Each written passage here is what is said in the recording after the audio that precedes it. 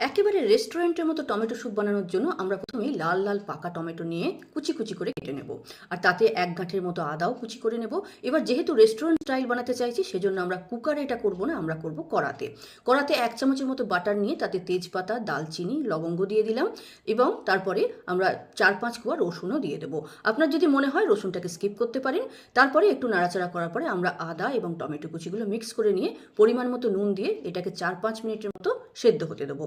সেদ্ধ হয়ে গেলে আমরা এটাকে ঠান্ডা করে ব্লেন্ড করে নেব সুন্দরভাবে। তারপরে যে পাত্রে আমি টমেটো স্যুপটা তৈরি করব সেই পাত্রে একটা ছাঁকনি রেখে আমি এই টমেটো পিউরিটাকে ভালো করে ছেঁকে নেব। এবার এই টমেটো পিউরিটাকে স্যুপ বানানোর জন্য পরিমাণ মতো জল মেশাবো। তাতে 1 চামচ চিনি এবং 1/2 চামচ গোলমরিচ আমি দিয়েছি পরিমাণ মতো। এবার এটাকে মিক্স করে নিয়ে আঁচে বসাবো। আঁচে বসাবার পরে সুন্দরভাবে ফুটিয়ে নেওয়ার পরে যদি আপনার মনে হয় যে খুব বেশি পাতলা হয়ে গেছে তাহলে 1 চামচ কর্নফ্লোর সামান্য জলে মিশিয়ে একটু একটু করে আপনি স্যুপে মিক্স করে দিন। দেখবেন একেবারে রেলওয়েতে যেরকম স্যুপ পাওয়া যায় বা রেস্টুরেন্টে যে স্যুপ পাওয়া যায় সেটা আপনি বাড়িতেই তৈরি করে নিতে পারবেন।